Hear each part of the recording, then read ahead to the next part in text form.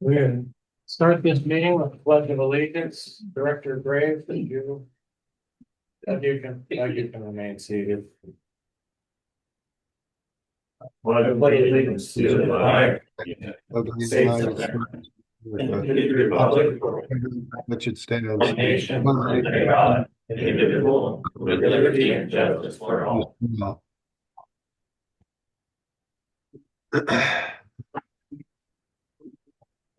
Thank you.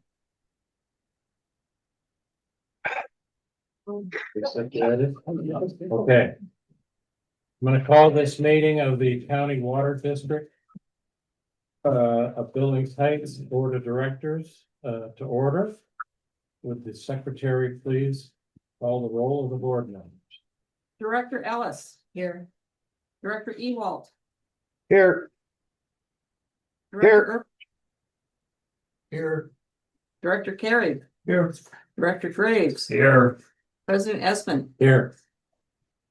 Director Ewald is zooming in from home because he's got a bad cold. We want to thank you for your caution in doing that to the rest of the board members and the public. But if you want to be called on, the Director Ewald, kind of wave your hand. Yeah, I'll try to keep an eye on the screen. So then customarily, the next thing we like to do is go around the room and introduce everybody. Our general manager, Bo Anderson, is here at the front table. Our assistant manager, Josh Simpson, is there. And Evelyn, would you start over there and we'll just work our way from left to right.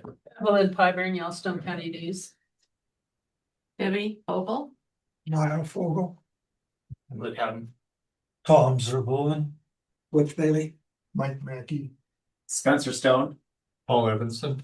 Evelyn McDaniel, Tina Richenbach, Kathy Stevenson, Jerry Frederickson. Susan Knob.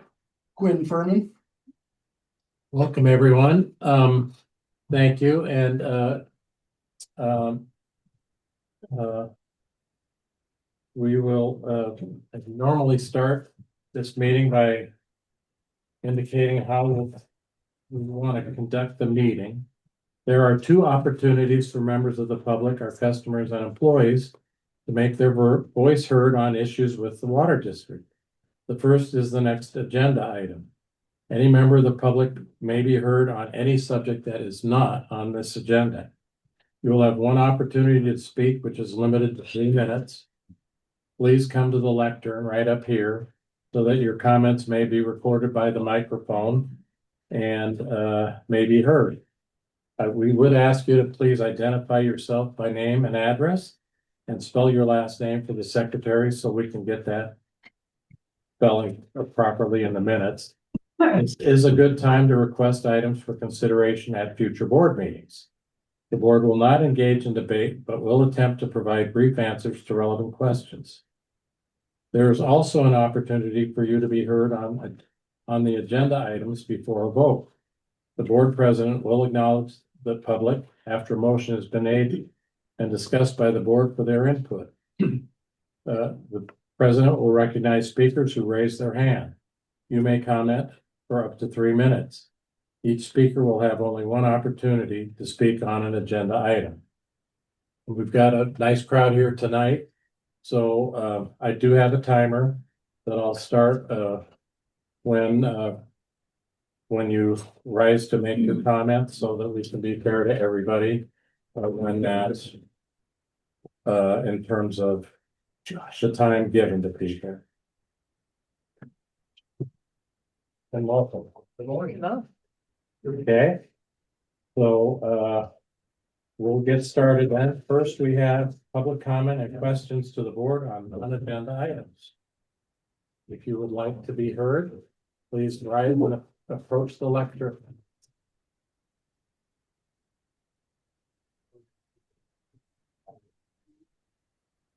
First. If you could write your name down, yes, please.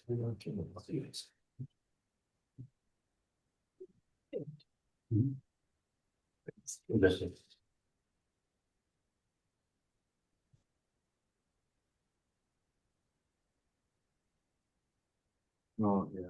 Hi, my name is Luke Houghton. This is my first time coming to one of these board meetings. I wanted to thank the board Can for you spell your last name, sir? Houghton, Houghton. Thank you. I wanted to thank the board for the clear communication in the letter that got sent out about the process that the board is considering merging with the city. In general, I'm really appreciative of it seems like there's a lot of thought being put into it, that there's being a study, that there's a fair process, there's consideration for public comment. So I really appreciate that. I know it can be a contentious issue. The reason I'm here primarily is because I saw some comments that were made on a neighborhood Facebook page that were very inflammatory and opposed to the merger. There were some assumptions about board members having ulterior motives, some assumptions about what would happen to employees of the water district and how they wouldn't be treated fairly, how water rates would be handled, and many of them were, speculation and in many cases just plain false based on the information that has been provided. So my concern as a ratepayer is, to me, it seems like there could be a lot of benefits to being combined with the city. There are also some potential downsides, but it seems to me that a thoughtful process is being pursued. But as critical as that process is being pursued, it's also critical that that process be communicated and understood by the voters and the residents of the water district. So I wanted to encourage the board to consider ways that you could communicate potential changes. Perhaps it's on social media, having someone who can manage a social media profile or account that can respond to some of these comments. Some of them are going to be inflammatory, but finding ways to interact with the public in that space, because a lot of people, frankly, aren't going to come to meetings, aren't going to read the agendas, are not going to believe necessarily the information that's put out in other ways. At the end of the day, I have a lot of trust that the people who are willing to come serve on the board and come to public meetings are not trying to rip all of us customers off, right? But that perception exists. Some people are very against, government functions sometimes. So I just want to encourage you all to think about that as you're trying to make these things work for us. That engagement at that level could be really critical to getting the right information out so that there is public support for doing something that could, at the end of the day, be really good for us. So thank you for your time. That's my encouragement. I don't know how or exactly when you could act on that, but I hope you will. Thank you. Thank you.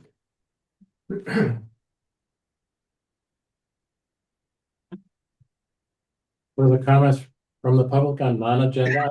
Welcome. Thank you. My name is Kathy Stevenson. I live on 1437 Redwood Circle, STEVE on SON.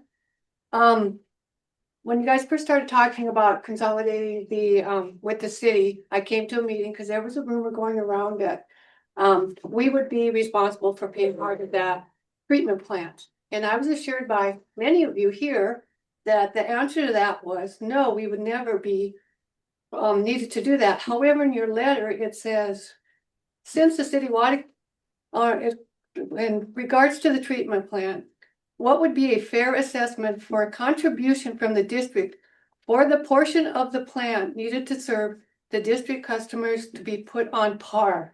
So doesn't that say that you are expecting something from our district to pay for the treatment plant? That's what it says on your letter.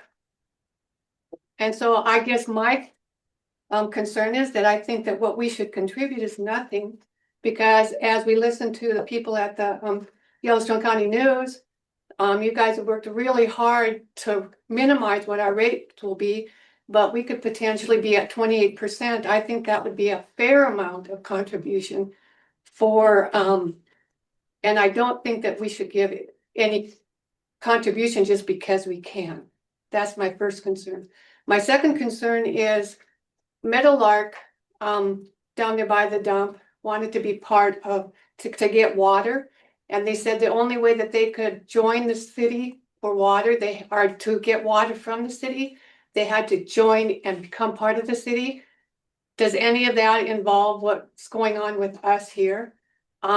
If we say yes, we're going to be part of city water department, or would they going to force us to become a part of the city as well? Are we a whole different thing with our own piping and everything? Okay. Thank you for your questions. Yes. Board members, do you want to respond respond to these questions now or listen to all the questions? Well, I think it'd be good to respond because it might prompt somebody else to ask a question in a slightly different way. Sorry about that. Well, let's try to keep it organized and then, because there may be duplicative questions and then we can just kind of cover them as a topic and let's try Okay. that tonight. This is, we're still in the exploration stage of this exchange, so I apologize for that. That was the city administrator. I don't think he was calling in to respond to the question. Okay. Next, comments or questions from the public. Welcome, former directors to viewer. Tom Zerbulun, that's Zurbuchen, 1747 Wicks Lane. I want to comment on the consolidation. This started back in 2024. In February of 2024, this district, according to Montana Code Annotated, Title 7, Chapter 13, Part 2334, initiated with the city a request to discover the pros and cons of consolidation for both the city and the district and have the results submitted to the district and the city in writing. The district then went in agreement with the city in a contract where the district would pay 50% of the contract cost to do this work. Then this district extended the term of the agreement until December 31, 2025. That has come and gone. The agreement, the contract is terminated. It says so. It says the effect of this is until the completion of the project or December 31, 2025, which has come and gone. It's over. It's done. Where is the paper that shows the pluses and cons to this district and the city for consolidation? That is what was asked almost 2 years ago and is not presented. Continuing, as your agenda says, to discuss it is a waste of time. Your agreement, your contract with the city to do this work is done. It's terminated. Where is the result? You have spent my ratepayers' money. The city has spent my tax money to do this work. Where is the public document showing the pros and cons? Further discussion is just like talking to a telephone pole, a total waste of time.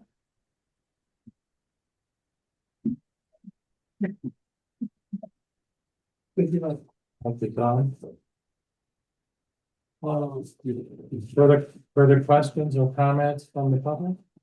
Non-agenda item.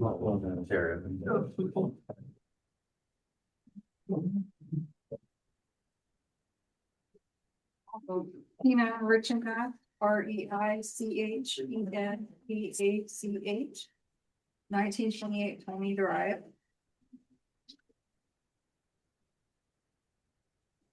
Are you guys for the city?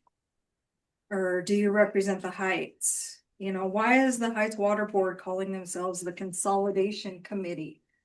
And I find a lot of your things that you present to the public misrepresented and misleading. Because if you're for the city, I am a Heights resident and I do not feel as if that you are representing me. Most of the Heights residents are offended by your misrepresentation. This is the county water district of Billings Heights. We do not belong to the city and we are not responsible for bailing them out. When Heights Water was founded, the city had nothing to do with this. We did fine on our own and never went in the red. They never go in the red. They're responsible employees. The district is responsible, good people. So we did fine on our own, never went in the red. The city of Billings is always in the red, and their messed up billing reflects their mishandling of management. The Heights has no obligation to bailing them out. We don't want more taxes. We don't want SIDs that are just passing the buck on to the customer and everyone else. The employees here do not want to do this. They believe that it's right to do that it is appropriate to do the right thing. They want to do the right thing. The employees here are good, honest people. They help out the little old grannies. They go to all kinds of calls that if somebody's water is leaking, whether it be on their side or the district side, they are very helpful.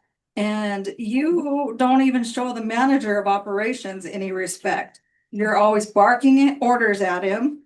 You don't listen to him. He doesn't have time in the minutes to present or stand up for his own employees about their jobs and processes. But you all go running to the city, and I watch your meetings. You all go running to the city, and there's all comments like, I called and asked Jen. I called the city to see what their protocols were, etc. You can't implement things just off the cuff like that. You need to collaborate with your residents and see what other people feel like. You can't just go full blown into something so ridiculous. So I know for a fact this guy right here, Uncle Fester, is the head chair. He's a city infiltrated in this board. He slams the gavel down before anybody even really votes. It's like, okay, the ayes have the vote. He doesn't even, he pushes the whole agenda. He never listens to the staff. No, none of you communicate with the staff. And you guys in the middle, you, why don't you speak up at the Heights board meetings? You should represent the Heights. Don't you live in the Heights? And you should act like it. The consolidation committee, how arrogant. And I want to know whose proposal it was to change out all the Heights meters for ones the city uses. Do you know how much that would cost? It would cost the residents millions. The customers would be paying millions for a stupid change like that, because you think that the meter is just cheaper than Badger meters for a cost. If you replace all of those meters, you have to replace the fitting it stands on. The fittings are Badger meter fittings. This is Rich and Bob. The 3 minutes are up. Further comments or questions from the public? Can I ask one question? I didn't use my full time. You've already had your shot. Please. Further questions or comments from the public? How long? Minute. Yeah. I only have the big one. Tom Cool Heads. Tom Cool Heads. No, the Sir, oldest, your name? I'm sorry, Paul Evanson, 2068 Constellation Trail, EBANSON. The whole thought of consolidation and putting together two different organizations is a dauntless task. I heard that the contract is over and stuff, but if you're not ready to do it, don't do it.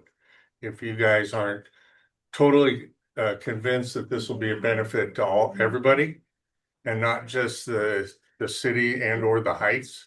I mean, it talked about in the law that it has to be a collaboration that's a benefit to both parties, not just one. And I don't want to see you guys going off and making decisions that will benefit just the Heights or just the city, because it won't work out.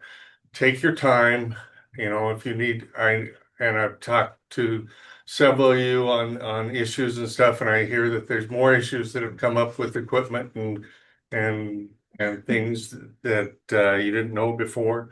It's a big task, and take your time, do it right, because you have one shot to do this. You won't get a second shot, and I don't want to see anybody's effigy burned at the stake because you didn't do it right. Take your time, ask questions. I love the comment on communication. Critical to have all the communication out to everybody. We need to know. We're concerned, I'm retired. I'm a senior citizen on a fixed income now. And I need to know that I'm not going to get taxed out of my house or priced out of my house. And I'd like to continue living out in the Heights. I love the Heights. Lived here a long time. And just keep in contact with us. If you have questions, contact us. I'm open to questions all the time. And all of us, don't be afraid to contact these people too. They're just trying to do a job. It's a terrible job. I've been on boards before, volunteer boards, and it's tough. It's tough. You get fed information, partial information sometimes, not all of it. And then you get blindsided by other stuff. So just take your time, do it right. You have one shot, and I appreciate it. Thanks. Thank you, Paul. Thank you. Further comments or questions from the public on non-agenda items? Further comments or questions from the public on non-agenda items? We have a taker. We do. Welcome. Yes, I'm going to change the subject though. I'm not going to stay off of the consolidation issue. My name is Spencer Stone. I have a company called Kerbox Specialists. 420 North 17th Street is the address. And I just wanted to come and say hello. I have worked with the Heights Water, Josh, and all of the staff here for many years. I take care of over 25 water systems in West Billings. And I was called here a couple of weeks ago by Josh to kind of be a third disinterested party to take a couple water samples in your water system for some people that had some dirty water issues. And I just want to introduce myself. I've worked with Josh before on frozen water lines, on leak detection, on that kind of stuff, as I do that for a lot of the other water systems in West Billings that I take care of. And I'm here, I'm around, and if you need anything, Josh knows how to get a hold of me. So I'm more than happy to try to help out in any way, shape, or form that the board or the district has to help. So that's all I had to say. Thank you. Thank you, Spencer. Was your dad Ralph? Yes, my father was Ralph Stone. knew Yes, Ralph. I knew some of you might know him. He was Yes. a good guy. Thank Really you. liked Thank him. you. Thank you. Thank you for coming tonight. Further questions or comments from members of the public? If you haven't signed in, please do so tonight, so we have a full record of who was in attendance. So, okay, responses from the board. I would like to just respond to two. First, Ms. Richenbach.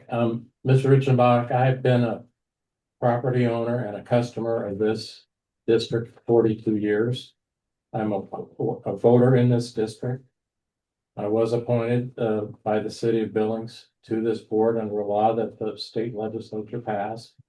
But I'm here acting as a customer and a small business owner, and I'm on nobody's payroll except for the $100 a month I get along with the other directors from the customers of this district. So I will say that in my own defense. Directors of Bruin, thank you for your comment about the study. And we had some correspondence in that regard. And I went back and looked at, and you can go to our website and look at the memorandum of agreement, the MOA on paying for that study. And it clearly reflects that the study was limited to be a preliminary feasibility study. And that is not final, it's not complete. It was to be a preliminary feasibility study, and I agree with you, it is by its terms completed. It is the one step in what I think will be a long process to be followed. Secondly, and I put that in an email to an inquiry that I received in response to the letter to the customers of the district by an independent study by the parties, because if you're gonna have a merger, which is effectively what it is, you have to have two parties that see eye to eye on it. You're gonna have, it would be followed then by some negotiation, and only the last step would be a decision. So there's a lot of steps that could occur, you know, and frankly, I'm in favor of posting the preliminary feasibility study as soon as we can. You know, we can do it tonight if we want to, if the board decides it's in the best interest, and get it posted. So there's nothing to hide here.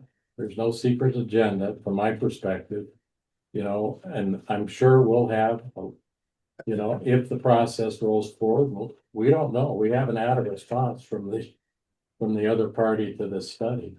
You know, we could get a letter tomorrow that says we're not interested. So, you know, in that case, we will be paying for that, our share of that water plant through our rates. That much we know. So, so I thank you for your comment. I think it's in order, and I think posting the preliminary feasibility study I should be done. I agree with you. So I'll let the other board members take a crack at other answers they want to provide. So Director Ellis. I'd like to respond to Luke. I saw your comments on Facebook, which were really helpful and thoughtful. The board did vote in November or so, that when we got the final report, which we don't have yet, the city was unhappy with, or not unhappy, they wanted some additional information. But the plan was that Morrison Merrily would come and present to the board.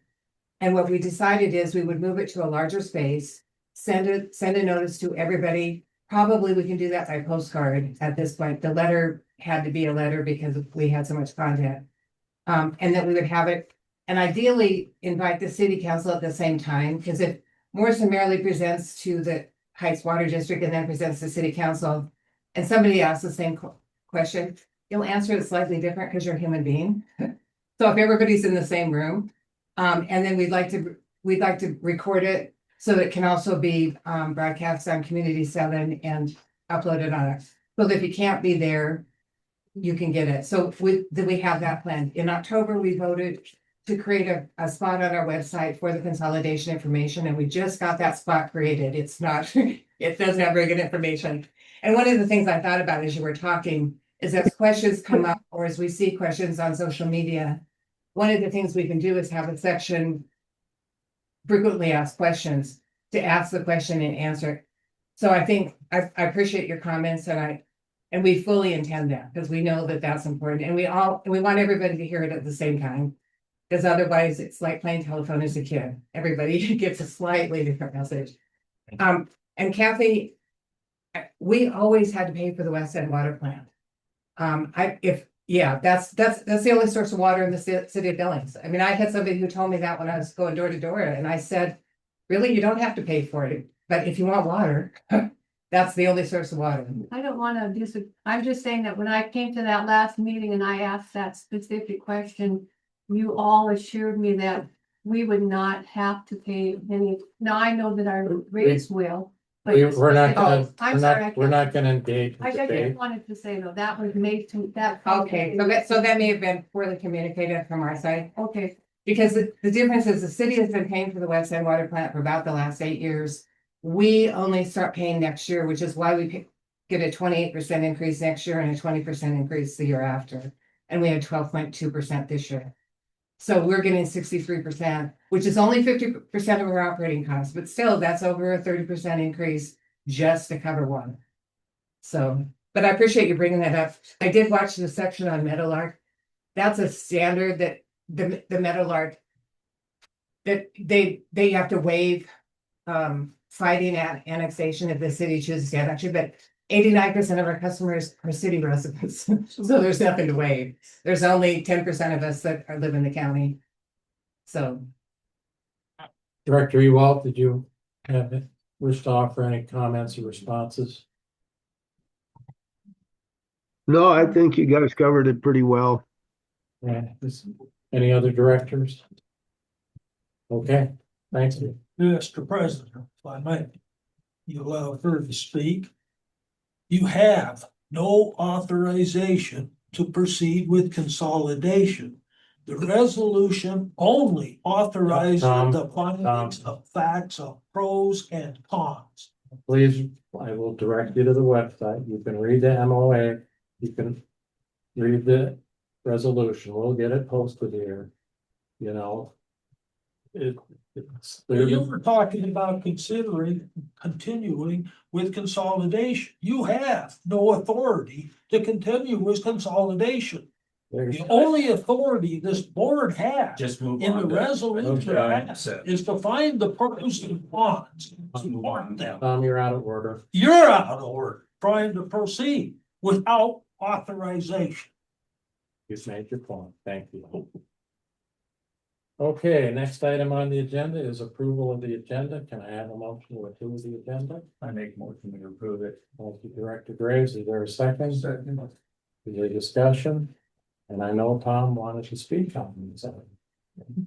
Thank you. Tom's at 1747 West Lane, that's CURBUCHEN.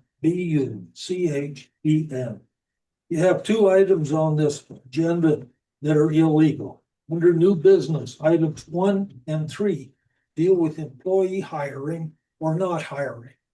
State law, Title 7, Chapter 13, Part 2278 clearly give total rights in hiring and firing, number of employees, etc., to the general manager. This board cannot discuss in any way, shape, or form items that are statutory given to the general manager. You have no authority. Y'all took an oath to uphold the laws of the state of Montana to get on this board.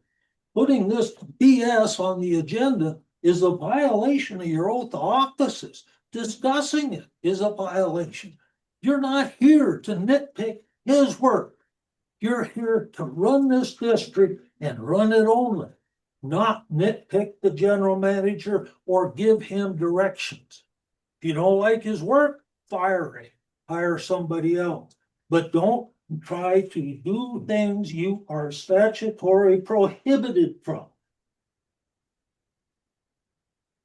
Thank you, Tom. Thank you. Further discussion from the board? I will make one comment. This board, this district benefits from federal grants administered by the state of Montana. Part of those federal grant requirements is that we meet equal employment opportunity obligations. Whether or not we do that is critical in terms of obtaining grant money that can reduce the cost of providing improvements to the assets of this district. If we fail to qualify, it's going to cost our customers a lot of money. So I believe a discussion of the processes that are followed to make sure that we can continue to receive grants under the federal law. It's totally appropriate. So I'm going to support the motion to adopt the agenda as is. With respect to item number 3, it is the board duty to establish budgets. Budgets can be amended from time to time. We know we have 2 vacancies coming up. And out of, if we are facing major increases in the cost of our water supply, I think it's part of our fiduciary responsibilities to our customers who have to pay the bills, that we make sure that every dime is spent appropriate. So, no decisions are going to be made on that stuff tonight. So Let's have a vote on this. Okay. Questions? Well, let's do a roll call vote. The motion is to approve the agenda as drafted. Will the secretary please call the roll? Director Ellis. Yes. I have a question about spending. Please, you're out of order. The public is not, the public comment has been closed. All we're doing is approving the agenda, we're not an item on it. Director Ewald, Yes, Director Urbanbach, Yes. Director Carey, Yes. Director Graves, Yes. President Esmond. Yes. Motion adopted 6-0. Okay, next item on the agenda, approval of minutes. I have a motion to approve the minutes. They were distributed prior to the meeting. I make a motion to approve the minutes of December 1st and 17th. Thank you, Director Graves. Is there a second?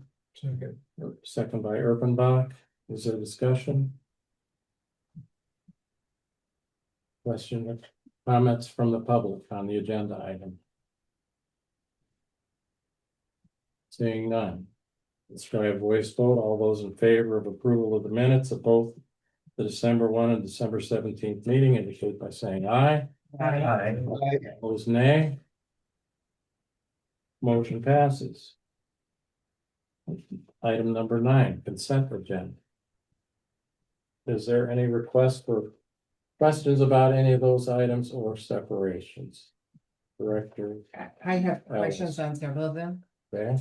So, under the prepaid bills, Director, General Manager Anderson.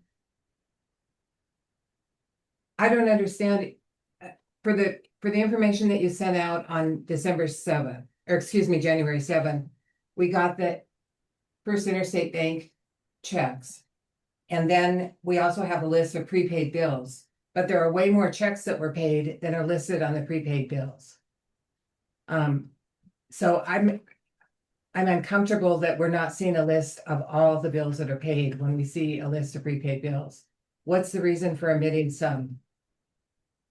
The bills that were omitted were DeValley Information Systems, Infinity Homes, BP Asset Management, Rainbow Property, YPS Construction. There may have been more, but all of those were omitted from the prepaid list. If I'm not at arrow here, those were security deposits that were paid back to the customer. These were smaller amounts, weren't they? They were, but I don't understand. They were checks that were written. So maybe we just need to rename that check register.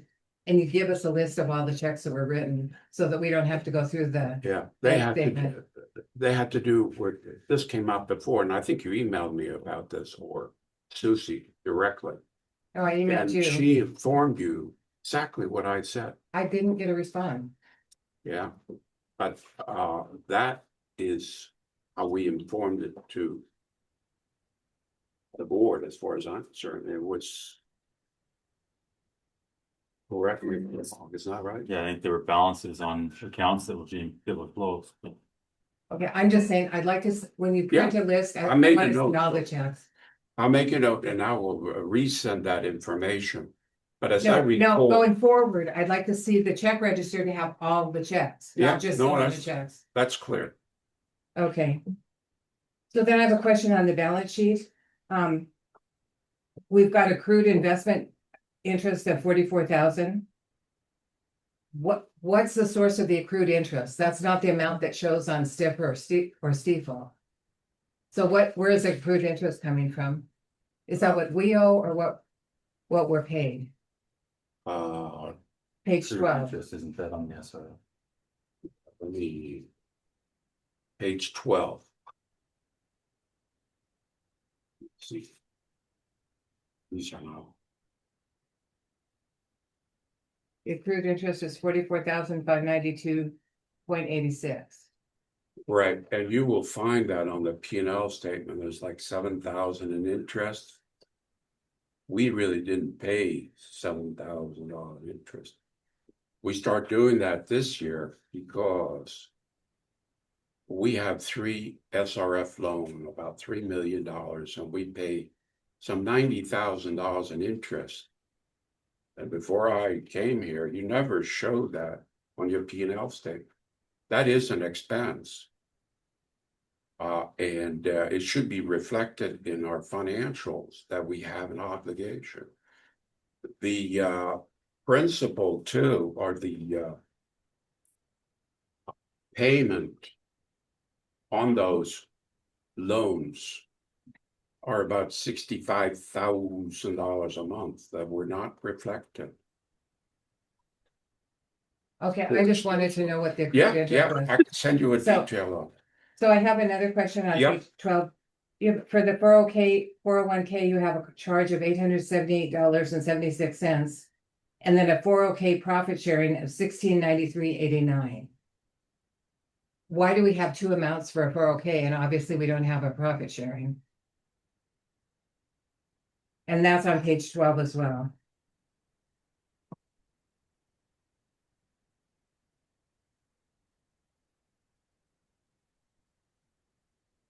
Oh, down here, got it. Oh, under the liabilities and Yeah, equity yeah, affection. yeah. Well, I know that the 401k contributions are taken out or every pay period. And why there should be a discrepancy, it could be a timing issue from the payment to the 401k provider. We deduct it from the employees. Doesn't go directly from the employees to the provider. But So what's the I will difference? double check on Yeah, that I- and get back to you. Because that just doesn't make any sense. Yeah, Okay. And then on page 18, I have a question. yep. Our bank service charges are 136% of budget after 6 months. Which means we're gonna be 272, 300%. What's going on with our bank service charges? I will look into it, but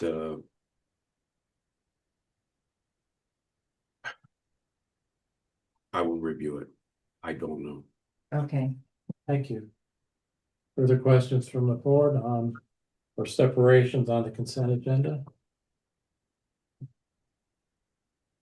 Seeing none, can I have a motion to approve the consent agenda? Mr. President, I so move. Thank you, Director Gary. Is there a second? Second. Second by Director Graves. Your discussion? Also, comment from the public? Seeing none, let's try a voice vote. All those in favor of adoption of the consent agenda indicate by saying aye. Those opposed, nay. Motion adopted, consent agenda adopted. Item number 10, managers report.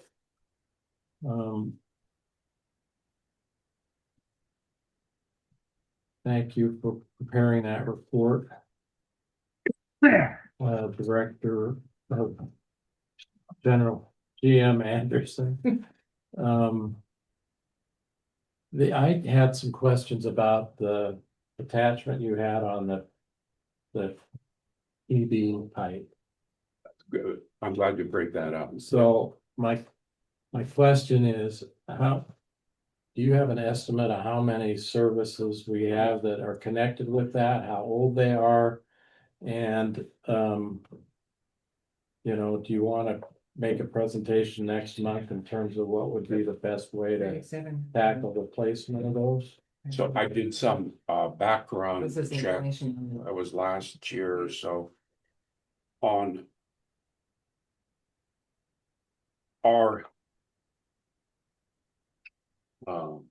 meter or service line connection. What are all the works involved in? 90% has to do with this pipe, the service line. And In it's front of your house.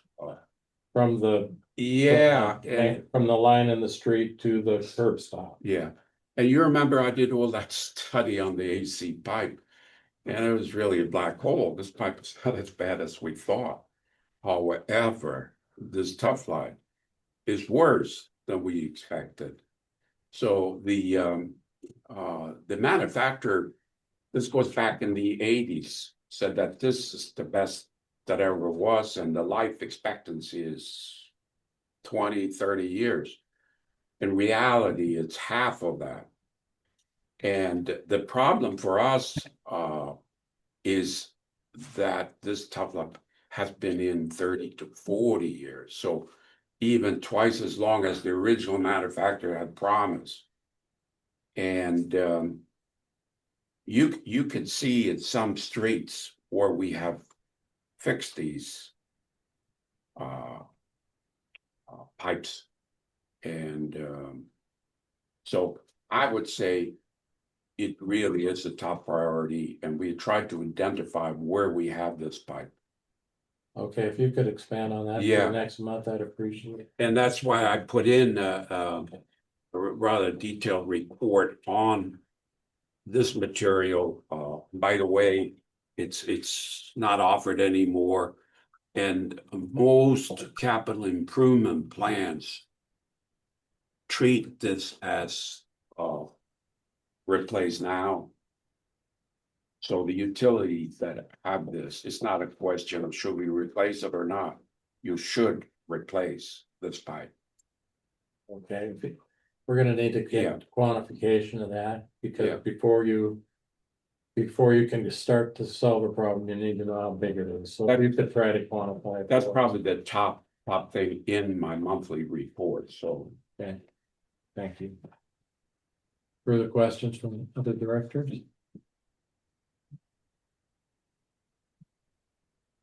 Thank you. Well, the one Jim Anderson, I do appreciate the fact that your report mentioned the Susie McKethan's impending retirement. She will be a loss to this district. She has been great service.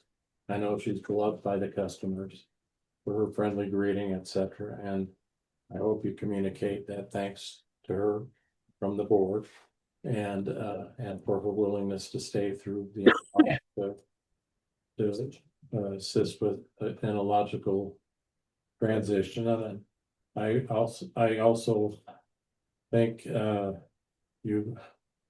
report should have mentioned the email you sent to the board informing us that you were also planning on departing on that date, not staying under your contract for another year. So appreciate your service. As I said in my email to you, when you arrived, we have very little in the way of formal policies that are in place for most local governments that operate like we do. I think you've made tremendous contribution to this district in terms of working hard on those policies and putting us in a place to implement them with a replacement that we'll have to get to work on hiring here soon. So thank you very much for your service. Thank you for those kind words. Thank you. So next item on the agenda is whole business, board committee reports, audit committee. Who wants to take that? Greg or Ken? Well, we approved Stroman Associates at the last month's meeting, and they had submitted the state application and the state contract, and some additional wording. And unfortunately, the state contract was missing words, and they couldn't add to it because it's an online contract. So we're still at the position of getting our attorney to do just a little addendum that clarifies the state contract. And then we were able to give Bo the directions for how to complete the financial report that was due December 31st. So he got the application and had a contact person in the state. So we got that completed prior to December 30th, or Bo got it completed on December 31st when it was due. There is a little adder to that, Director Esmond, and I send that to you, is that the state, before the audit can, We know that, Commence. but their they have contract to is, submit that and get approved. And I believe the firm is already approved by the state to do the work. We They, intend. they are, but the contract that's online is incomplete. That's the problem, and so Martin has to complete the contract.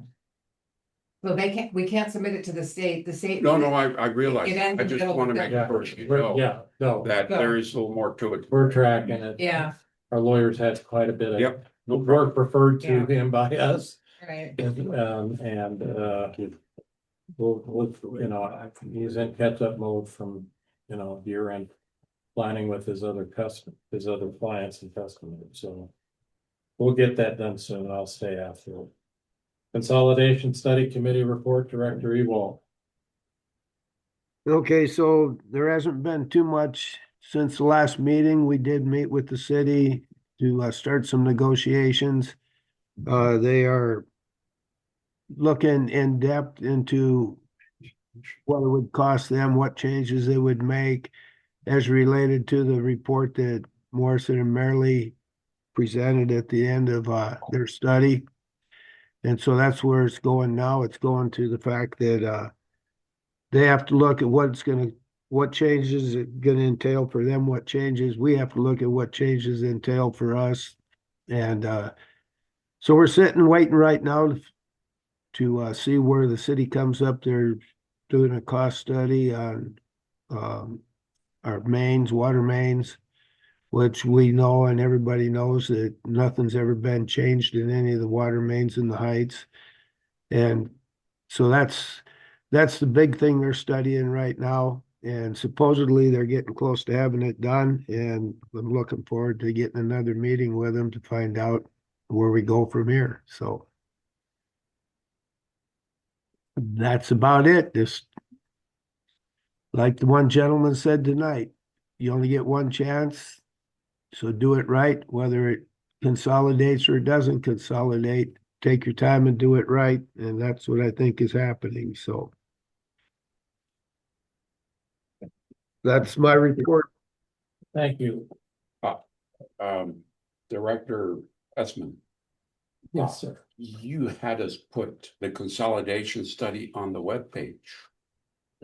A direct link. Yes. You want us to upgrade that and put the report in there? Well, we're gonna talk about that when we get to new business. Okay. Thank you. Okay, next item under old business is city rate negotiations. Director Gary, well, let's see, you weren't able to end because you were There weren't any. recovering from surgery, so who? There was no meeting. Oh, okay. The city just released their report that said none of your concerns are valid, and then Bo put in his report, Jennifer DeRay, when she sent that, she said the city remains willing to reopen the agreement, engage in good faith discussions regarding potential revisions to the rate methodology, should the district wish to pursue that option. And I think we all understand the contract that the city signed in 2013 significantly privileges the district. And they could actually legally open it up because you can't maintain a contract by Universal Commercial Code more than 10 years. But they've never forced us to open it, and the last thing we want to do is open it. So I think it's over, and I'd like to make a motion that President Esmond just contact the city and tell them that we're satisfied with the report and we don't intend to open the contract. Is there a second to that motion, or? I'll second it for discussion. Okay. Okay, we have a motion to direct me to send a letter. And we consider matters to be closed at this point. Is there discussion? Who made the second, Mr.? Director Urbanbach. Sorry, should have known that.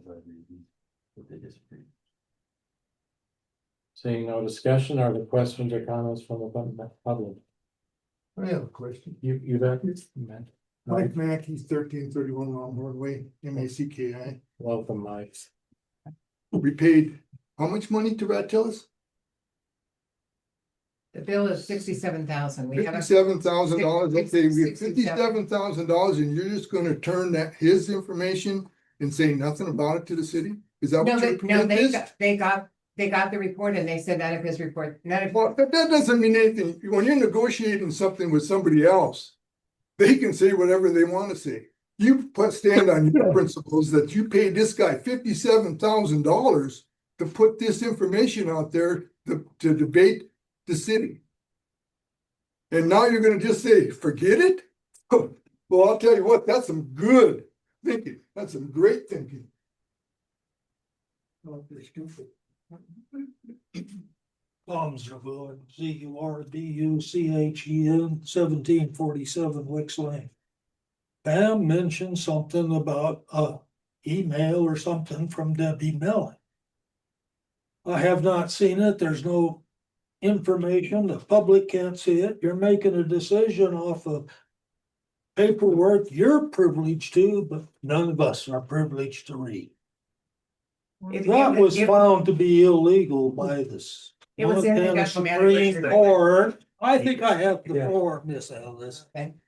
By the Montana Supreme Court in a case of exactly the same things. You can't have paper and make a decision off of it unless you make it available for the public. You have not. The director will be on. Can we answer that? This email was in the general manager's report. It's in the agenda packet, so it's available to the public. Further questions, further comment from the public? I'm not gonna do that. I don't want to get into too much back and forth at this point. This is a comment period. Certainly. No Luke, questions. if you need any information. I guess it is just becoming clear to me that we are really at the mercy of the city because they're our sole water provider. It seems to me very logical that in light of, it seems, I'm not an expert on this, it seems we had a negotiated contract. If we reopen that negotiation process or the agreement on how we negotiate the rates, we're much more vulnerable to a potentially much higher rate. So that just seems logical given the relationship that we have with the city, which is that we're completely dependent on them. So I appreciate the thoughtful process of negotiating, but not pushing so far that we potentially suffer greater consequences as ratepayers. So thank you. Further comment from the public? Was there any further discussion from the board?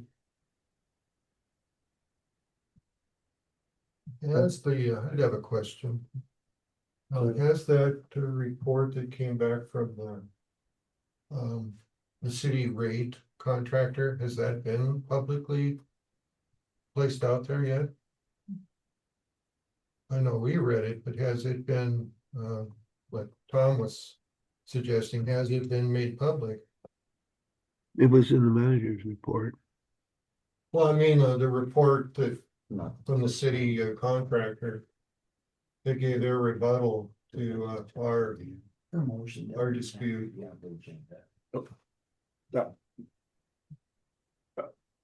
That was Jim Anderson, would you like to respond to that question? Was it? to her letter, but no, it was not included in the packet. Yeah. Her email was included?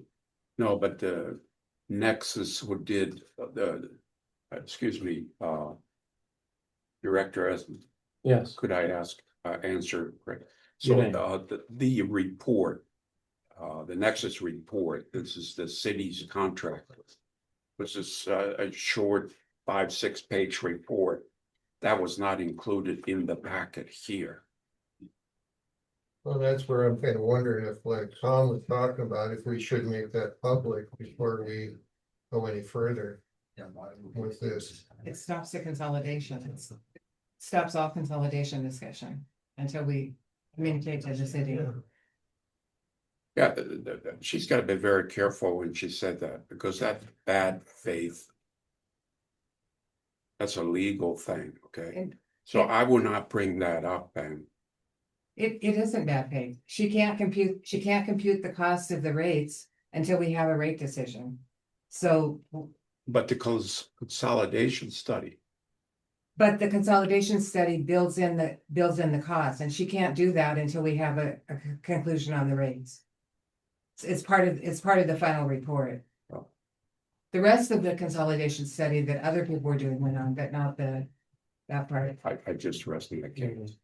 Can I make? I wanna make a comment. This, I mean, the.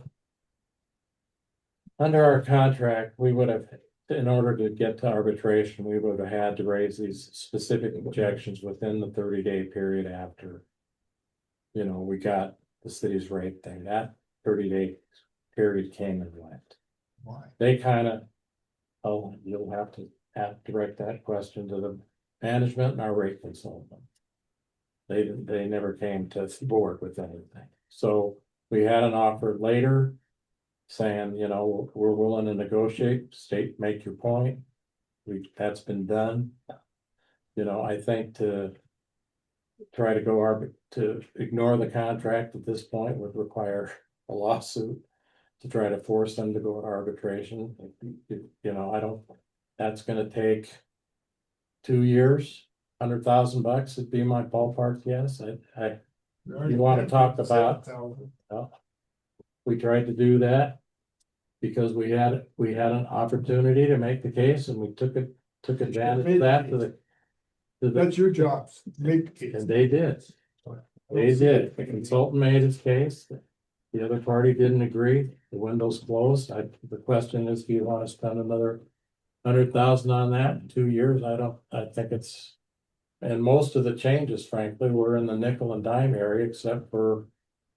The cost of the water, and that was simply a question of delaying it 6 months or so, there's not much to be achieved from even a victory, so I'm gonna support the motion. Let's see the data on that. You're out of order. I'd like to see The public comment was called for and closed. So we just, we're gonna have to keep order if we're gonna get through this by 8 p.m., which is our goal. So further discussion from the board. Mr. Chairman, we have a resolution to close rate negotiations. That's before us. That is, Well, it knows to direct me to send a letter. okay. However, we failed to totally notify the public. So I'm gonna move that the city rate negotiations be moved to next month. Or temporarily approved until that can be posted online. For 48 hours, and then after that. Make the Yeah, so you're making a substitute motion. To post what? the letter from the city. As that is already public information. Online, Okay, and we should be able to.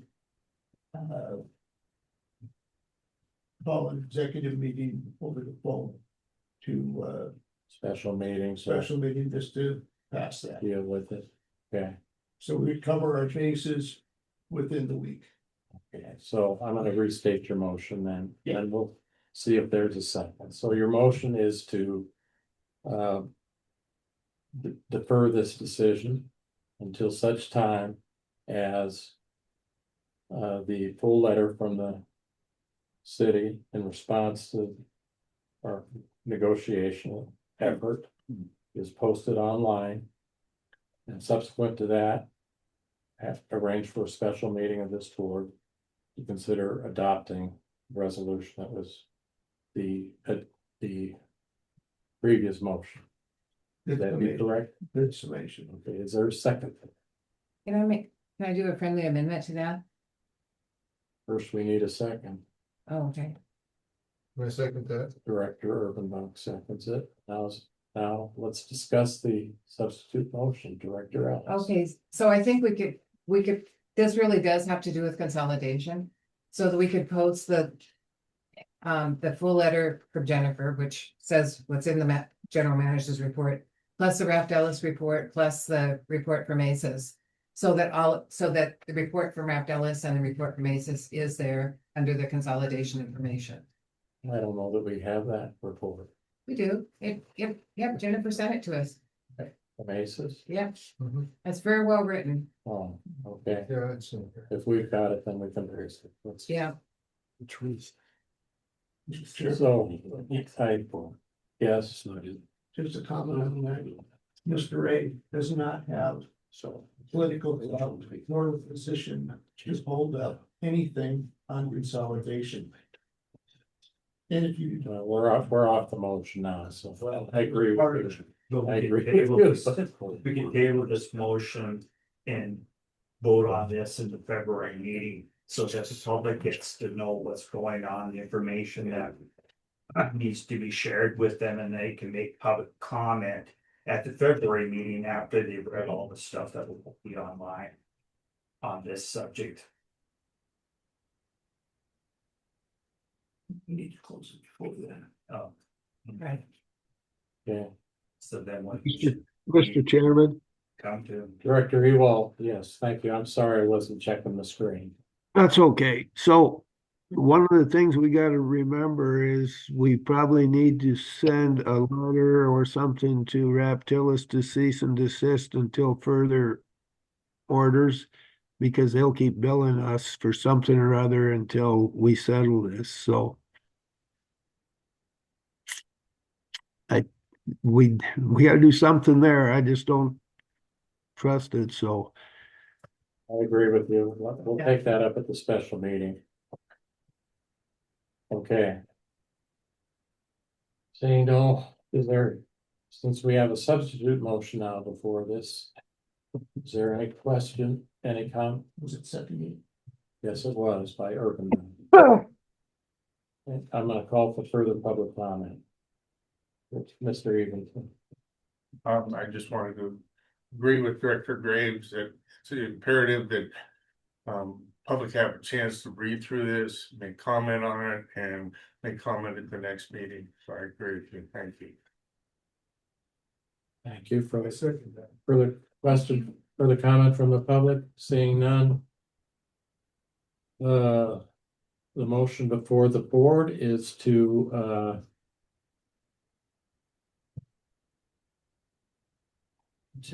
post the documents related to the rate study. The email, the letter, the city study, and what was the third one? The Rapdellis report. Rapdellis report. And then for at least 48 hours, and then the president will schedule a special meeting to consider public comment and adoption of the original motion at that time and related motions. Okay, are we clear? Okay. Secretary, please roll. Question, Director Ewald, yes. are you planning a special meeting to put a vote on this, or I think? Yes. Director Graves Part of says the motion. just wait till the February meeting so people know when it's gonna get voted on. We're gonna get the posting done, and then we'll get a meeting put together for next week. Okay, Ready? yes.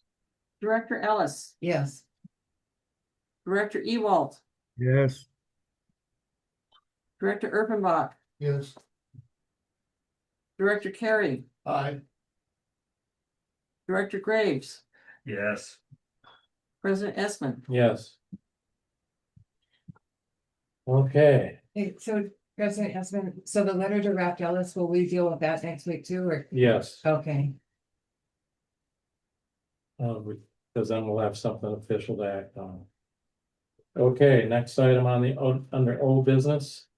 Item is a committee report on the employee handbook. RFQ for the CER. Oh, I'm sorry. RFQ for PER and CIP, Director Ewald, you wanna? Okay, so, we decided we'd, have Morrison Merrily, do a PER and CIP for us. And in conversation with them. They think that because the city's doing the CIP study on what it's gonna take, it would be a redundancy where we would be paying for something the city's already doing, and we should wait till we find out what that report is and then go from there. So it's up to the board what they want to do, if they want to push to have Morrison Merrily start on a CIP for us, or wait till the city gets their study done and see what theirs comes up with. So it's up to the board on how they want to pursue it. If they want to keep going, we just have to let them know to keep going, get it done. Thank you, Director Ewald. Questions from the board? Yeah, I've been told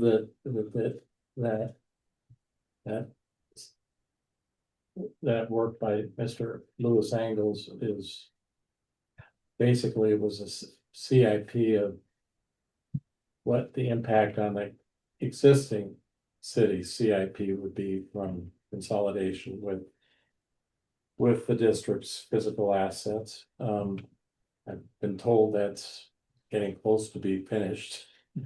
You know, once we see it, we can see whether it makes sense or not. And like we said, I still think long-term that consolidation, it takes two parties to tangle, and we're not sure the other party is going to be interested. So, you know, until that kind of gels, you know, I still think we need to have our own plan and figure out what it's going to cost to operate separately and take care of our infrastructure separately. So we have, you know, a new item raised tonight was in terms of these service lines too. So the list seems to be growing rather than getting shorter. That's all I'm going to say. So, okay, that's done then. So let's move to item number 5 under old business, employee and committee report, please. One of the functions of the board is establishing policy. And we recognized that the personnel handbook was very dated. It hadn't been updated very often. And we also found some issues with the board not having approved some of it. So the board appointed Director Carey, Director Ellis, and myself to go over and review the existing policy and to update it in regard to Montana state law, some federal laws, and then personnel policies from other organizations to bring it up to 2026. So we reviewed it, the committee did, we went through it about 3 times. We also met with the full board and reviewed it. We put all that together. We also went to Associated Employers, had them review it. We included those comments in. And we also had our attorney look at this policy. And we took some of the comments that he made and put them in there too. We took all of the comments that he made. Yeah. And then there weren't many. It was more word choices and things. So it's been approved by our attorney to go forth with. Also, yesterday we received some correspondence from the employees. And at this time, we have not had enough time to go through that and address every issue. There is one issue that, if possible, we would like to make clarification to what we're going to vote on tonight, and it has to do with overtime pay and holiday pay. We omitted some things when we went from the drafts we have to the new one, so I have some verbiage here on overtime should be 2.5 hours and 1.5 times. That was in there. And then also the holiday is compensated 1.5 times, plus the holiday pay. And that was in previous policies, and so if we could add those into this policy tonight. Or the other option is that we realize that this is a working document. And that we're probably going to have addendums to this from time to time. To update and do some things with it, so. That's what we're planning to do. So anyway, the policy was online. For the public to view, it's in the packet. And are there any questions at this time?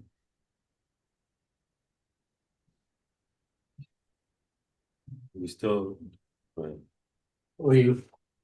think if we're gonna put it before up for discussion, we need a motion and a second, and then we can have board discussion, then we'll call for public comment. You've got a hand up. Okay. We're not there yet, it's not on the table. Not quite yet. I haven't called for it. Almost. Well, I'll make a motion that we pass the resolution to accept the employee manual dated January 21st. With those two corrections. With these changes, and I have them printed out. What page are they on? Oh, my I goodness. think we can put them in the addendum, because that's where you. We'll see. Page 10, it's on page 10. Okay. I'll second the motion. There's a motion made and seconded, is there discussion? What from the board?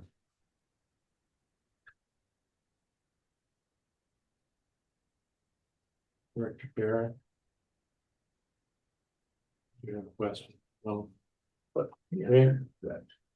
Seeing none, questions or comments from the public? We'll go with the public first. The gentleman in the back. My name is Quinn Furman. I am not part of the district, otherwise I am an employee of the district. Thank you. Okay. I have one little thing to read, and then I have a comment on this. Okay. Heights Water District staff takes pride in serving our community. We work hard, we follow the law, bylaws governed by the district. And we have always operated professionally, transparently. And at this point, however, we disagree with the interference of the board of directors in overreach and manipulation by certain board members to prevent us from doing our jobs and fulfilling our obligations to the public. Okay, now I have a comment on the employee handbook. In there, it says you're going to take the trucks away. Okay, I don't know if anybody here has ever had an issue. Okay, if I have, okay, I know, but this is a question. This is to let everybody know. Okay, Talking to us. if anybody ever had an issue, okay, and you call me at 3 o'clock in the morning, I am at your house like that. You can ask anybody, you can check whatever you want, you can do anything you want to do. Okay? You take these trucks away. That means I have to get in my truck, drive down here, safely start my personal rig, drive down here, safely start the work truck. Okay? Then drive to that person's house. Am I supposed to tell the customers to pick the thumb in it when they're about water line breaks in their basement? I just need to know how to do my job. Okay. I take pride in everything I do. I've been an operator here for over 16 years. Okay. I think I know what I'm doing. I think everybody here knows what they're doing as employees, as management, as everything. Okay. This is what I have to say. I think that there is an overreach. You're getting into the day-to-day operations and you're doing everything else that you should not be doing. So. Agreed. Thank you. Good job. Further comment from the public?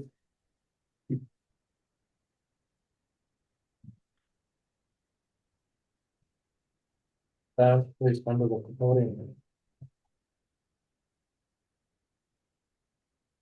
Josh Simpson, assistant manager. was gonna say, if you're gonna do an addendum, instead of just make the correction and bring it forward when you review all the other stuff that has been presented, all the other issues, the concerns, the comments, the complaints. Put it all into one, make one document to start instead of doing one and then having a bunch of addendums to clean up the stuff that you missed. Already started on that, I started going through your letter. But I Right, just and didn't have enough time to get through it all today. That's what I'm saying, just add it all, This is add it all public in one. comment time. If we're here to listen. Yeah. Further comment from the public. Hi, I'm Spencer Stone with Curb Box Specialists. I've been up here once before and I wasn't expecting to be up here again. But as a company owner, I have the GPS stuff in my trucks. I don't let my employees take the trucks home. And I'll tell you, based on what he said, my service time to a leak when I have a leak is dramatically different. Because my guys have to run all the way to downtown Billings to grab a valve key to run out to someone's house to go shut off that water that's flooding their basement. And I don't know how exactly Heights Water works. I don't know your stipulations, but I know that your guys have always done a good job and quickly responded to an urgent thing. And I can't imagine you taking away their trucks because they might live close to the leak, but they don't have the curb box key or something on their truck. They have to come clear down here to jump in their truck, grab that curb box key and run back to the person's house to shut off the water. That doesn't make any sense to me. I don't know what you're planning, what the plan is. I was not planning on standing up here again, but I just wanted to let you know that, I can't believe I'm a little nervous here too, but I just wanted to let you know that I don't know what your plans are, but I think that do not take the trucks away. I saw a picture of a GPS thing that I think you guys are putting in the trucks. That works great. You know, I've handled that issue with my vehicles, with my employees, because while they were on the job, they took the truck to do personal stuff, and that GPS thing in the truck can handle that. So don't take the trucks away. Let the guy that's on call at least, and I haven't talked to either of you guys about this, so I don't know what's going on, but don't take the trucks away from the guys. Let the guy on call, or however you're handling that, have a truck home that has everything on it that he needs so he can quickly respond to an emergency. It's going to bite you in the butt if a homeowner has a flooded basement and it takes the guy forever to get to it. So just keep that in mind. Thank you. Can we answer that? We'll let this conclude and then we can handle it in the discussion. I just Further, have one comment. please. So let your employees do what they do. Thank you, Ms. Rickenbach. And almost all of them have been here for over a decade. And they know what they're doing and you should collaborate with them better. Thank you. Thank you. Further comment? Mr. Zabrino. Oh, Mr. Bowen, have you figured out how to explain it now? We got it. I've got the letters Z down. That's the most important. I agree with the other speakers. I have a personal friend who had a water leak and the serviceman is there after hours within 10 minutes. He couldn't believe that they could get there that quick. When your basements flood, when your wife or husband is having a heart attack, you want service now, not an hour from now. That is what this district is in the business of distributing and servicing for water. Don't make people wait because you're so cheap. You don't want a truck to drive home and to someone's house and back to work the next day because there wasn't a call out. Let's service the customers first, please. Further comments from the public? Seeing none, I'll call on Director Ellis. Well, just factually, the policy does state that the person on call would take the truck home. But we have two people that live 24 minutes away, which is really too far. So we said they need to live within 15 minutes. And as a practical basis, in the past, all employees have taken their trucks home. But if they were all on call, they'd all have to stay home 365 days a year and never have a beer. And that didn't happen. They've been taking their trucks home and they haven't been paying taxes on it, which is required by federal law. So we want to tighten up the use of the the trucks and only the person on call takes the truck home. Okay, thank you. Public comment has been closed. Further discussion from the board? Done. Just out of curiosity, how come the police department could take their personal or their patrol cars home all the way out in Shepherd? And it's farther than that 24 miles out there because they're needed for calls. And the same with some of the city fire people and this and that, they have their city vehicles at their homes. I kind of agree with, that if somebody has to leave, I want them there shutting my water off. And you don't know how big a deal it's gonna be after they shut off the curb stop, so. Well, You might need more. yeah, please. Don't interrupt the board discussion. There's kind of where the balancing act is. On the one hand, if you set the limit on how far the employee is from the district longer, then, you're gonna be slowing down responses. And we've heard public comment that you want a quick response. So that was the reason for the 15 minutes, which is arbitrary. Whenever you draw a line or a time, you're gonna have to make a choice, and it will be arbitrary, and some will be in and some will be out. I get that. That the goal of that was to have a quick response.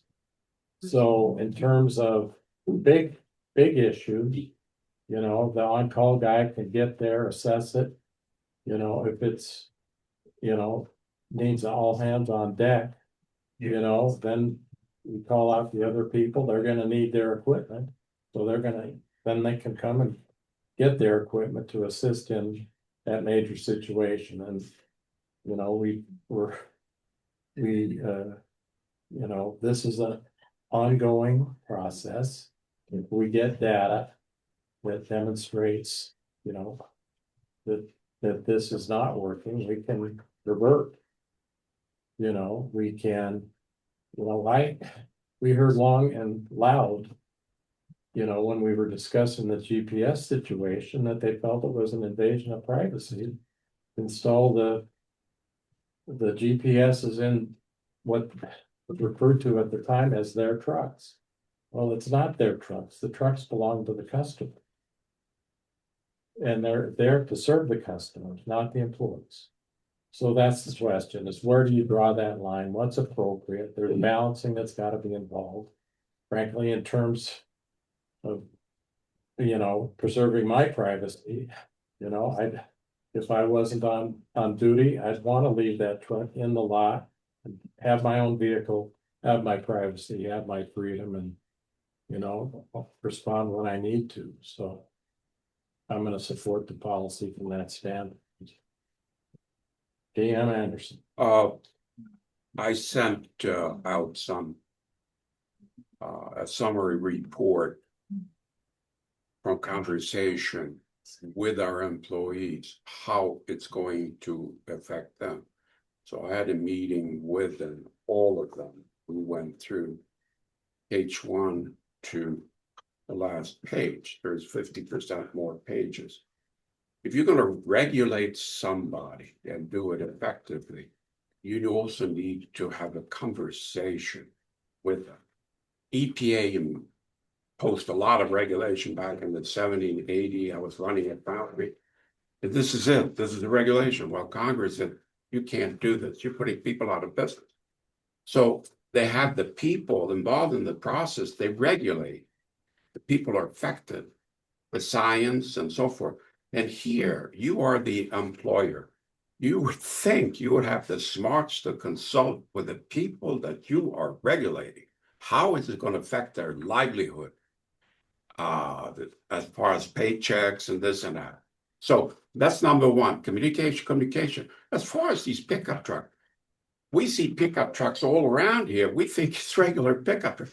These are part of their toolbox. The truck itself has 700 pounds worth of specialized equipment ready to go. And we're talking about water. Don't forget, we have 800 fire plugs in this community. Do we respond to issues with that? Yes, we do. We can do all sorts of things to increase pressure, divert things. There's a lot of things.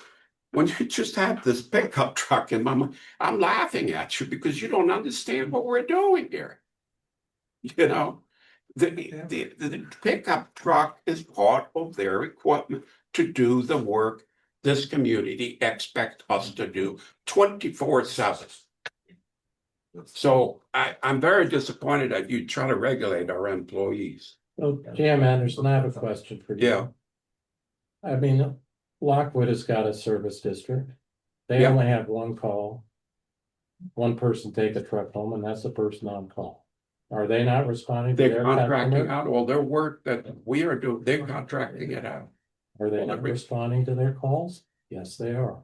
The city of Billings has got 34,000 customers. I have one truck. They have one truck on call. Yeah, but they have 5 to 6 people standby. They pay an extra $2 or $3 per hour just to watch the telephone. We don't do that, They're 6 times bigger than we are, so we have us on a percentage basis. but we don't pay anything to these guys to be on standby. We don't pay them. Okay. Anyway, So- I rest my case. I just want to make sure that everybody knows there's a big difference between a pickup truck and our service trucks. There's a big difference. Thank you. Further discussion from the board?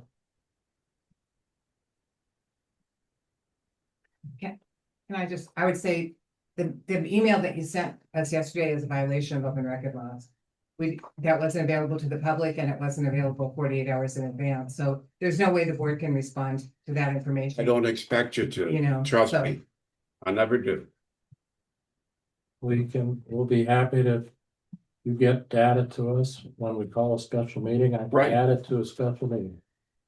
So Perfect. this, but we're not we can't respond to no data, so anyway.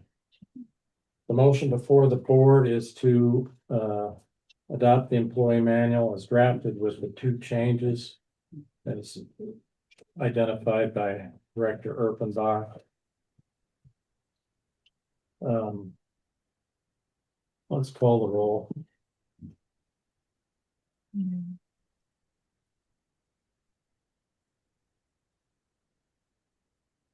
Director Ellis. Yes. Director Ewald. Yes. Director Erpenbach. Yes. Director Carey. Yes. Director Graves. No. President Espen. Yes. Motion passes 5-1. We'll look forward to getting your report, PM Anderson. And I'll try to schedule a meeting in a timely fashion, early next week. So. Okay, we'll move on to new business. Item number 12, this was a item brought forward by the general manager with respect to hiring process and guidelines. Mr. Anderson, your discussion. Well, we need to follow the Montana guidelines on how to advertise open positions. So it's pretty black and white. We just did not have those hiring guidelines and policy in place. So I don't see anything unusual here, and this is something we should have done a long time ago. They live within 15 minutes. Well, Thank you. Jim Anderson, is there questions from the board? Director Ellis? Well, I think there's a need to appoint a board committee to work with the general manager, because we have not followed any guidelines for hiring. And I know Mr. Zublin said that it's the general manager's sole responsibility, but in the school district, hires go through this to the board.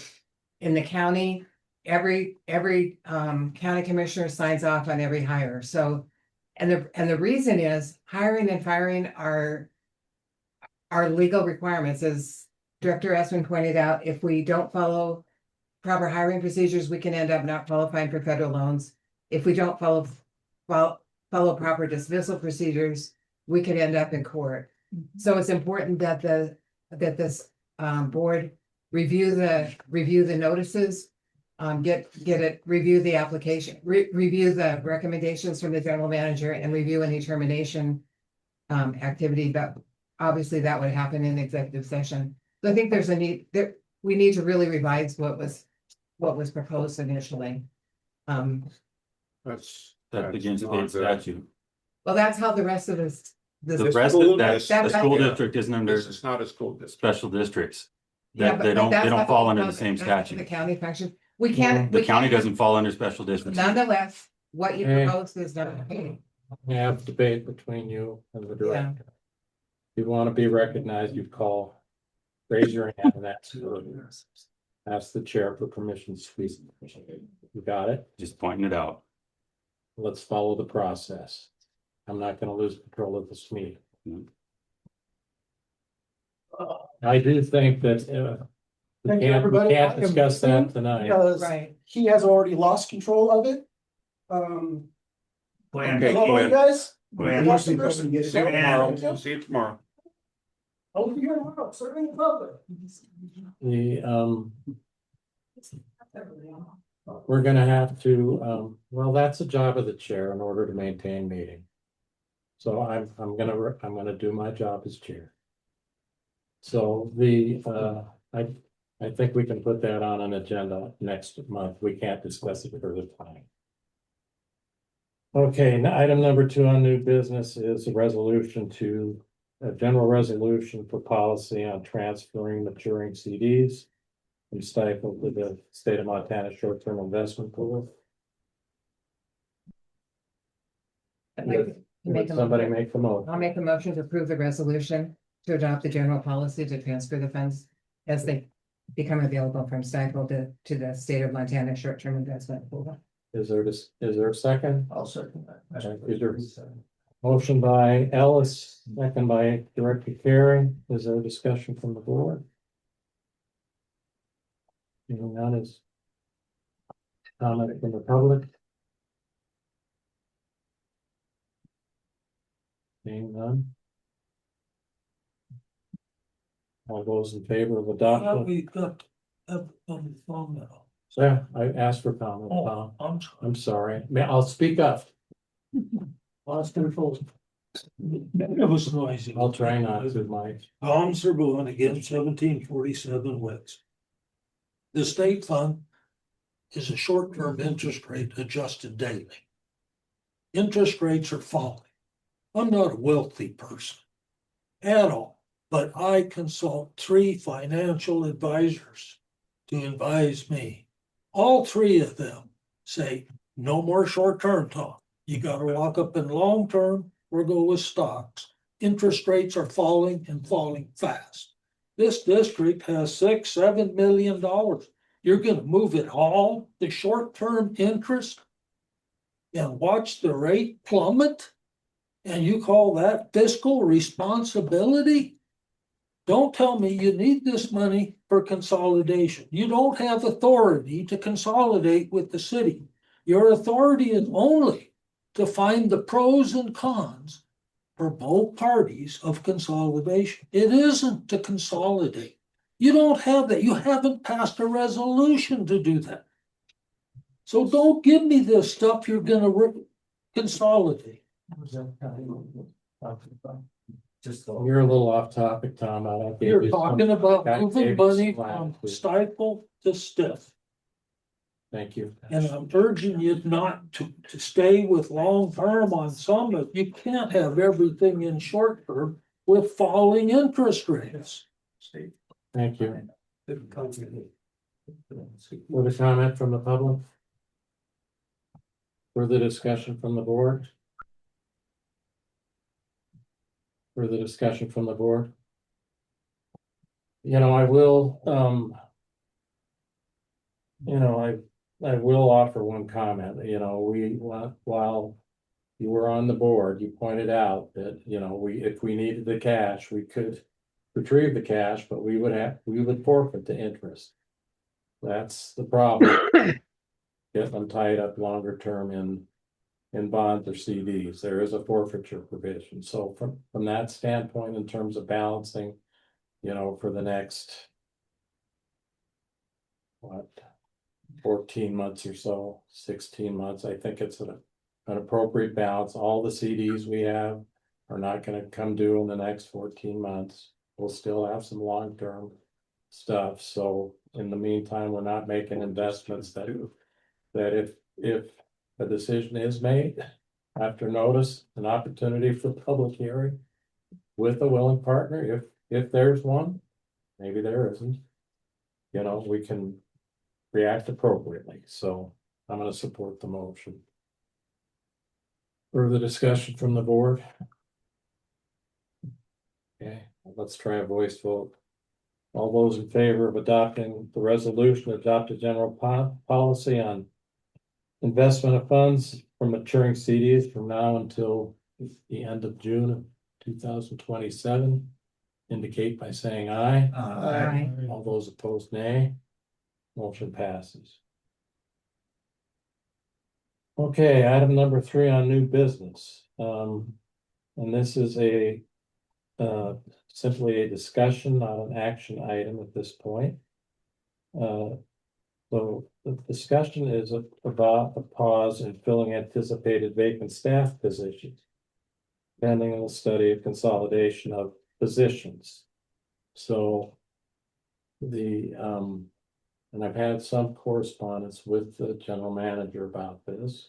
I do think that and it was raised by a number of directors, so we wanted to get your reaction, General Manager Anderson, because we are going to be having some significant increases coming forward. We're trying to act to be responsible spenders on behalf of our customers. So I have followed my general policy, which is not to be in here bird dogging the staff and watching what they do. But we do need some data in terms of what they do and how their time is spent, so we can see if there's I know that payroll now is being done by a payroll company. I thought we went to Paychex.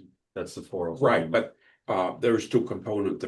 The payroll they do not do, because that was not cost effective. That's built into the Black Mountain software, so we don't have any issue there. Okay. But as far as Susie, number one, I spent 3 days trying to talk her out of it. Take your time. And then when that didn't work, how about part-time? You know, we'll hire somebody to bring them up until a year or so. And that didn't work.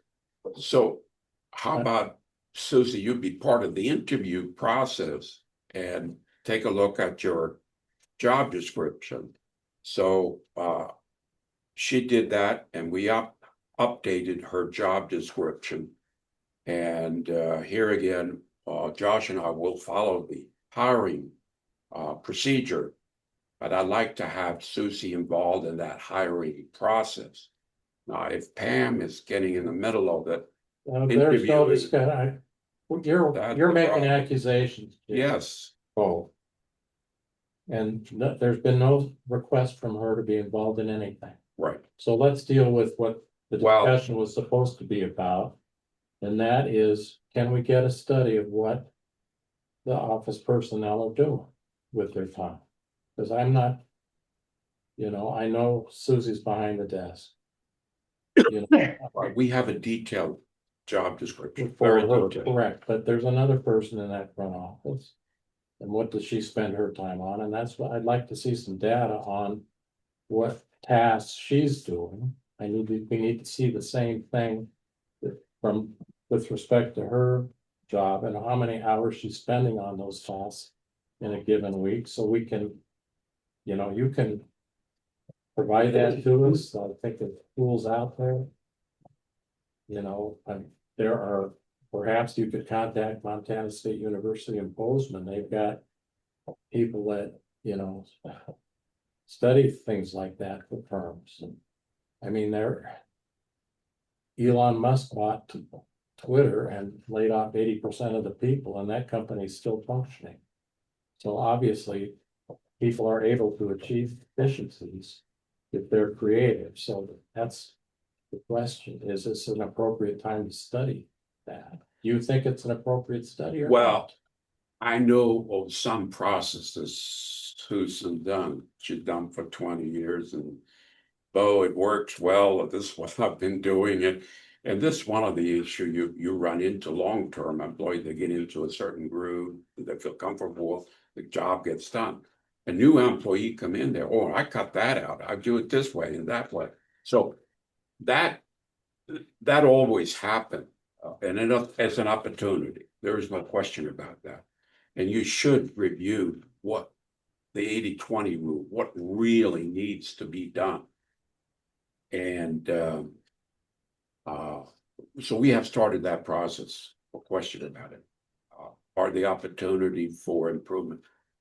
Always.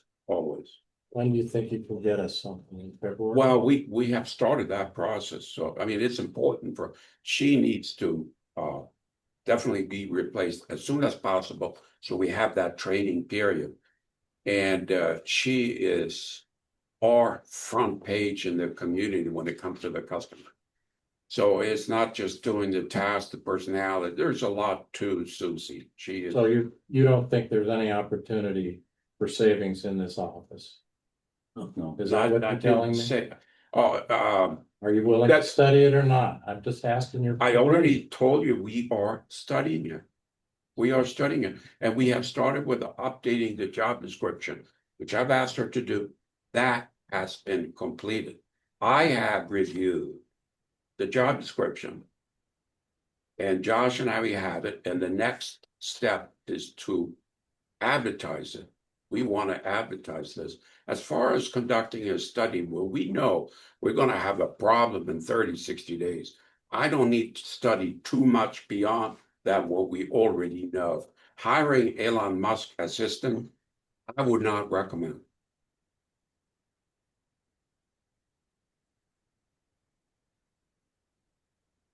Discussion. Oh, Josh, yes, yeah. I just want to say there's a couple of different issues. One, every year on the audit, one of the things that we get dinged on is lack of separation of duty between the ladies up front. That's kind of the nature of the beast. We can't hire 6 people to have those separations of duty. So we're kind of stuck with what we have. So we're already kind of getting dinged on that one. So if you eliminate one and then have one person doing all of it, it's even worse. 2, if eliminate Susie's position and try and dump it all on one person, that person's pretty much tied to the district. They can't, there'd be no opportunity for vacations, no time for leave. You have one person that knows how to do all the tasks between payroll, between paying invoices that come in, processing checks, taking payments at the window at the counter, shut off lists, non-payment notices, the list goes on. There's a lot of duty that they both have that, you know, one does one does the other, and they fill in the middle. And that's kind of the point. So like when for lunch times, one goes, and then when she gets back, the other one goes. You have one person up there. Who are you going to stick up there to cover lunches? It's a 2-person operation. Beginning of the month, when we get bills in, those ladies are running back and forth, answering phones like crazy. Middle of the month, things kind of calm down. They start taking on other tasks. End of the month, Jen's running around doing the meter read stuff, processing bills, getting bills printed, ready to go to the post office. There's a lot, and then bank rec on top of that. So there's a lot of different duties that they each perform, and trying to consolidate that all into one, and then still have time to answer the phones and conduct the customer service. It's just, I don't see that being feasible. What I used to do with my company is that when we review the people, we have them list the top 10 tasks. List the top.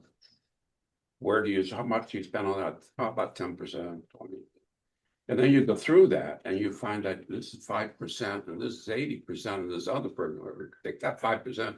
And you have that person perhaps do that. And we can do that, put together a task list, the percentage of their hours, the day, hours on the week and the month, year end. How much of those times can be overlap? But Josh is right. Regardless, we probably need 2 people, but we will make it more efficient. Just reviewing the task and the job description. In my experience, you improve efficiency always. So I'm not worried about us not improving the process here. As far as eliminating a person, I agree with Josh. I just don't think it's practical. Then one last. That's why we're having this discussion. Yeah. One last thing is, like Bo mentioned, we'd like to try and get somebody there to utilize Susie. You guys have all said how great Susie is at what she does. While she's here, utilize her as a training resource, right, to help kickstart that next individual. And kind of gives the key that I think Susie's input and assistance would be invaluable. And to try and get as much of that in the time we have left with her would be, and you couldn't replace it. Okay, questions from the director?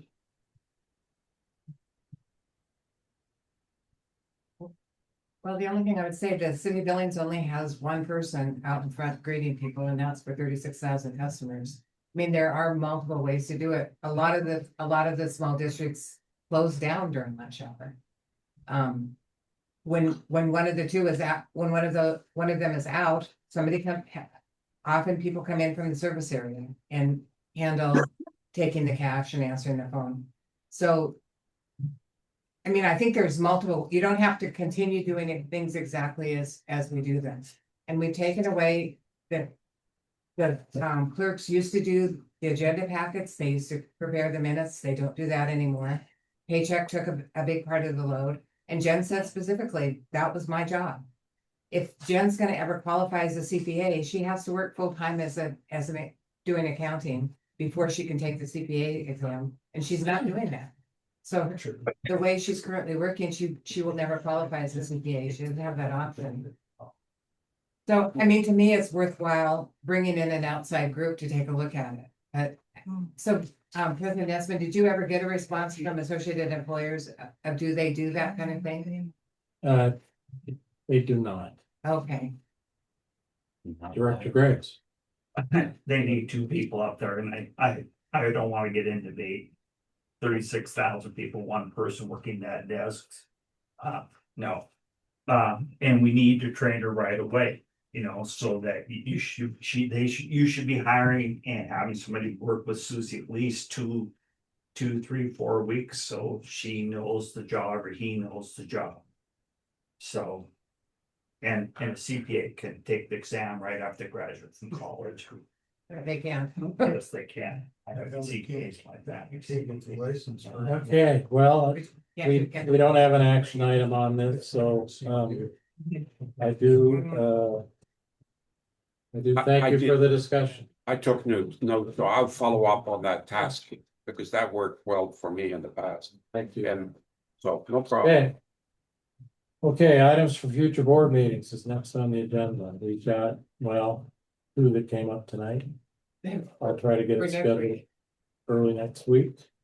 Announcements, the next board meeting will be February 18th at 6 to 9 p.m. Something for my The time for that would have been early on, but I'm gonna let you make the suggestion now.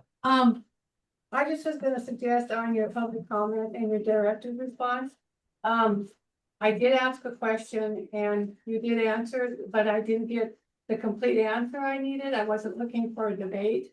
And so I was done, there was no way to follow through, so I guess I have to come up next meeting and try again. So is there a way that you can, like. Well, you're here, Let You're us, You're here let us tonight. to get You're here it. tonight, why don't you ask your Okay, one I guess you question were now saying and that- we'll try to get it responded. okay, thank you. And so that, you kind of lose that in there where you want to finish your question. So the 10% of the people that are out of the county, like I was saying with the That are medical. out of the city. Out of the city, excuse me, would if we join and with the city water district, will they require us then to become into the city, even though the other 90% are in the city? What they've done in the past, they just added sewer to 8 acres in Lockwood. Because the city buildings provide sewer to the rest of it, and they agreed to provide the sewer, but they put into the contract that they couldn't. I'm forgetting the term, but you can't deny annexation, so the city can't, I'm in the county too. So they can't annex you unless they can provide all city services. So, we don't have access to sewer where we're at. But what they've done on the west end too is say, when your septic system fails, you will not be allowed to replace it. You'll have to hook up to city sewer. And I don't, all of that will get debated. Will be part of the process. So once we get to that point, currently the city has multiple, besides us, they have multiple sites within the city that are county that get city water. But they pay a higher rate because we're not paying for street maintenance, for street lights. And my guess is that's what they would require for us. It's still probably lower than what we can pay, than what we can provide water for. But it would be higher than what other city residents pay. Because right now, our contract says we have to pay them a 3% rate of return. Lockwood pays a 15% rate of return on the sewer system.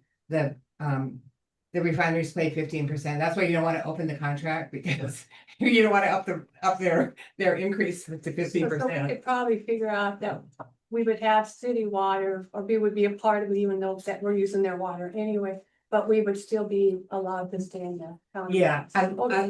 unless they got sewer line out to you, they would probably require you to say you couldn't refuse annexation if they could provide all services. Right, okay. Yeah, So thank you very much. I will provide a caution. Pardon me? I will provide a caution. We're guessing based Okay. upon past practice, Right. but we don't know. Okay. We'll Well, I have to, appreciate at least. we'll have to see what they come back. Okay, thank That's you. kind of where we're, at. So Okay. thank you very much. Thank you. Members of the public, we're gonna go to the executive session now. Allowed one person to add for items on the future agenda. I have one. Okay. Sure. And that is, since you've only passed resolution 001-24, which clearly states that the district shall initiate a request with the city of Billings, working with the district to perform an exploration of the possibility of consolidation and how its impact could affect the district and the city of Billings. The findings shall be submitted in writing. Nowhere does it say you're gonna consolidate. Nowhere does it say you're gonna worry about the employees of this district falling into the city. Nowhere does it say how this district will fall into the city. That's consolidation. This was just defining the pros and cons and how it affects both. You need a resolution to consolidate. You don't have one. You don't have the authority given yourselves by the board. We don't have an offer, Tom, either. So thank you. But you're talking it. You can't even talk it without authorization. That is your by the opinion, board. sir. And you don't have it. But thank you for You need it, you're in. Okay. I make a motion. Thank you. Director Ewald. Thanks for hanging out. Thank you very much. Well, we're gonna move into executive session. I'm gonna ask the members of the public to leave. Josh, I'm gonna set up a separate Zoom for Frank with my account. You can end the recording. There's only 9 employees here and they do a really good job. I agree. Well, it chases you away, you guys.